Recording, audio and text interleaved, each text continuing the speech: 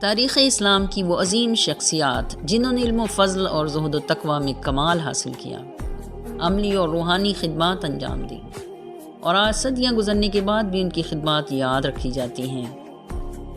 انہی شخصیات میں 7ویں صدی ہجری کے آغاز میں پیدا ہونے والے مولانا جلال الدین رومی رحمۃ اللہ علیہ ہیں، جنہوں نے علوم دینیہ اور تصوف میں نام کمایا۔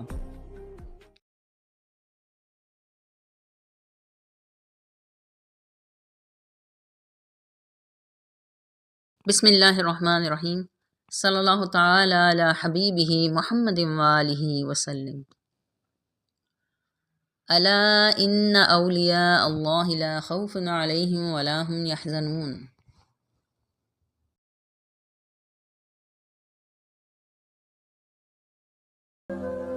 جب مولانا جلال الدین رومی رحمۃ اللہ علیہ ظاہری تعلیم و تربیت کے تمام مراحل طے کر چکے تھے اور آپ کی شہرت و محبوبیت میں مسلسل اضافہ ہو رہا تھا، عوامی حلقوں سے لے کر امرائے وقت تک آپ کا بے حد احترام کرتے تھے، لیکن اس کے باوجود مولانا روم کو اپنی زندگی میں خلا محسوس ہوتا تھا۔ ہر آدمی چاہتا ہے کہ میری اولاد ہو، میرا کوئی وارث ہو۔ روحانی ہستیاں بھی وارث چاہتی ہیں تاکہ ان کو حاصل علم سینہ بسینہ آگے منتقل ہو۔ ایران کے شہر تبریز سے تعلق رکھنے والے حضرت شمس الدین تبریزی بھی یہی دعا مانگا کرتے تھے، الہی ایسا بندہ ملا دے جو میرے قرب کا متحمل ہو، اس علم کا بار اٹھا سکے جو تو نے مجھے عطا کیا ہے۔ ایک دن عالم غیب سے اشارہ ہوا، سلطنت روم چلے جاؤ، وہاں تمہاری مراد پوری ہوگی۔ چنانچہ وہ کونیا پہنچے اور ایک سرائے میں قیام کیا۔ مولانا جلال الدین رومی اپنے کتب خانے میں درس دے رہے تھے کہ ایک اجنبی داخل ہوا اور نادر کتابوں کے ذخیرے کی طرف دیکھتے ہوئے پوچھا، این چیست؟ یہ کیا ہے؟ مولانا روم کو اجنبی کی یہ حرکت ناگوار گزری، لیکن تحمل کا مظاہرہ کرتے ہوئے فرمایا، این علم است کہ تو نمی دانی، یعنی یہ وہ علم ہے جسے تم نہیں جانتے۔ جواب سنتے ہی اس اجنبی نے حوض کے کنارے رکھی ہوئی کتابیں پانی میں پھینک دیں، اور مولانا کی حیرت دیکھ کر اس اجنبی نے سب کتابیں حوض سے نکالیں تو وہ بالکل خشک تھیں۔ کتابوں کو الٹ پلٹ کر دیکھتے ہوئے مولانا جلال الدین رومی نے حیرت سے پوچھا، این چیست؟ تو اجنبی نے کہا، یہ وہ ہے جسے تم نہیں جانتے۔ حضرت شمس الدین تبریزی کی اس ملاقات نے مولانا روم کی دنیا ہی بدل ڈالی۔ یہ ایسا زبردست انقلاب تھا کہ مولانا اپنی روش ہی بھول گئے، کتب خانہ بند کر دیا گیا اور درس و تدریس کے تمام سلسلے ختم ہو گئے۔ اب مولانا روم کو بس ایک ہی کام تھا کہ ہر وقت اپنے استاد محترم کی خدمت میں حاضر رہتے تھے۔ یہ ایک ایسی تبدیلی تھی کہ پورے شہر میں ہنگامہ برپا ہو گیا۔ آپ کے ہزاروں عقیدت مند برملا کہا کرتے تھے، کونیا ویران ہو گیا، اور اس ویرانی کا سبب وہ جاہل فقیر ہے جس نے ہم سے ہمارا عالم چھین لیا۔ مولانا روم یہ سب سنتے تھے، مگر آپ پر کسی طنز اور طعنہ زنی کا اثر نہ ہوتا تھا۔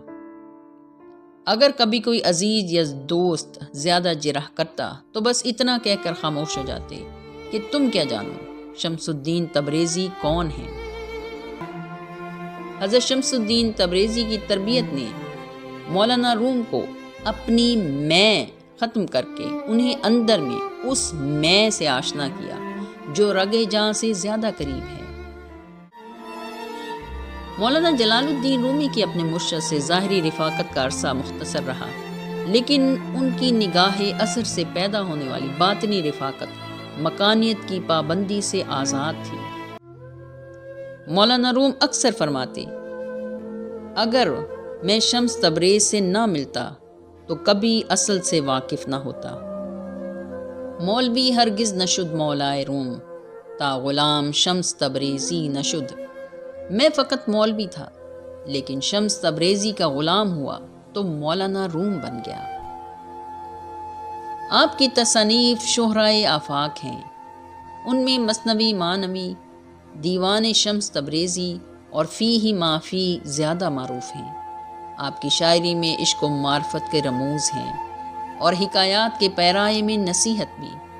آپ ایک شعر میں یوں فرماتے ہیں: تو حسد کرتا ہے تو حسد سے دل میں سیاہی پیدا ہوتی ہے، اللہ کے دوستوں کے پیروں کی خاک بن جا اور ہماری طرح حسد پر مٹی ڈال۔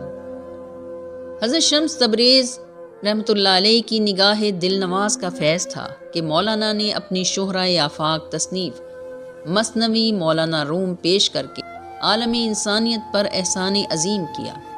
یہ شاعری کی ایسی عظیم و جلیل کتاب ہے کہ صدیاں گزر جانے کے بعد بھی عالمی ادب میں اس کا کوئی ثانی نظر نہیں آتا۔ مولانا روم کا ریاضت و مجاہدہ اس قدر بڑا ہوا تھا کہ کسی خادم یا شاگرد نے آپ کو شب خوابی کے لباس میں نہیں دیکھا، یہاں تک کہ تکیہ اور بستر بھی نہیں ہوتا۔ اگر نیند غالب آ جاتی تو بیٹھے بیٹھے سو جاتے، اکثر روزے رکھتے تھے۔ آج بھی کوئی شخص مشکل سے اس بات پر یقین کرے گا کہ مولانا روم پانی سے افطار کر لیا کرتے تھے اور مسلسل 10-20 دن تک کچھ نہیں کھاتے تھے۔ اذان ہوتی تو فوراً قبلے کی طرف مڑ جاتے اور چہرہ مبارک کا رنگ بدل جاتا۔ آپ کا مزاج انتہائی قناعت پسندانہ تھا۔ سلاطین و عمرہ جس قدر تحفے تحائف بھیجتے، مولانا روم اپنے مریدان خاص حضرت صلاح الدین زرکوب رحمۃ اللہ علیہ یا حسام الدین چلپی رحمۃ اللہ علیہ کے پاس یہ ہدایت دے کر بھیج دیتے کہ انہیں فوری طور پر ضرورت مندوں میں تقسیم کر دیا جائے۔ کبھی کبھی ایسا ہوتا کہ گھر میں بہت زیادہ تنگی ہوتی اور مولانا کے صاحبزادے سلطان ولد اصرار کرتے تو حسب ضرورت تھوڑی بہت رقم رکھ لیتے۔ جس دن گھر میں کھانے کا سامان نہ ہوتا اس روز مولانا روم بہت خوش ہوتے اور بڑے والہانہ انداز میں فرماتے: آج ہمارے گھر سے درویشی کی بو آ رہی ہے۔ آپ کا مشہور قول ہے: خدا تک پہنچنے کے بہت سے راستے ہیں، لیکن میں نے خدا کا پسندیدہ ترین راستہ مخلوق سے محبت چنا ہے۔ ایک مرتبہ فرمایا: انسان تب ہی اللہ کی طرف رجوع کرتا ہے جب وہ دنیا میں اپنا ہر ہنر آزماتا ہے۔ ایک مرتبہ اپنے شاگردوں سے فرمایا: درویشوں کے علاوہ دنیا کے باقی تمام لوگ بچوں کی مانند ہیں جو دنیا کے کھیل میں مگن ہیں۔ دنیا میں آنے والا ایک روز دنیا سے چلا جاتا ہے۔ مولانا رومی کے لیے بھی پیغام اجل آ پہنچا اور آپ حاضری کے منتظر تھے۔ ایک روز پونیا میں زلزلہ آیا اور 4 روز تک جھٹکے محسوس کیے جاتے رہے۔ لوگوں پر ہیبت طاری ہو گئی اور وہ مولانا جلال الدین رومی کی خدمت میں حاضر ہوئے اور دعا کی درخواست کی۔ آپ نے ایک نظر لوگوں کو دیکھا اور فرمایا: زمین بھوکی ہے، لقمہ تر چاہتی ہے، اسے اپنے مقصد میں کامیابی ہوگی۔ اور پھر زیر لب مسکراتے ہوئے لوگوں کو تسلی دی: تم لوگ خوف زدہ نہ ہو، جس پر گزرنی ہے گزر جائے گی۔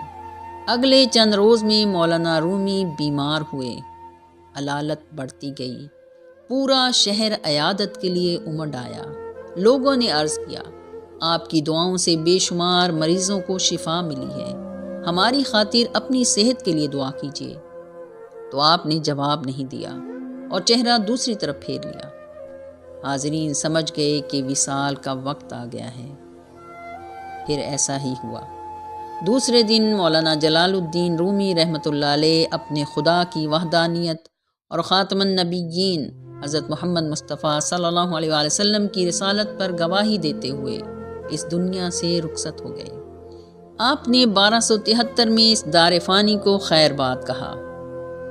آپ کا مزار مبارک آج بھی کونیا ترکی میں مرجع خلائق ہے۔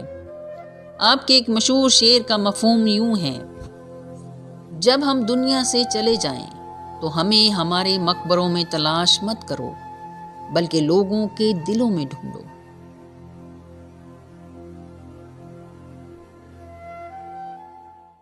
اللہ تعالی ہم سب کو اپنے پیاروں کا ذکر کرنے اور سننے کی توفیق عطا فرمائے۔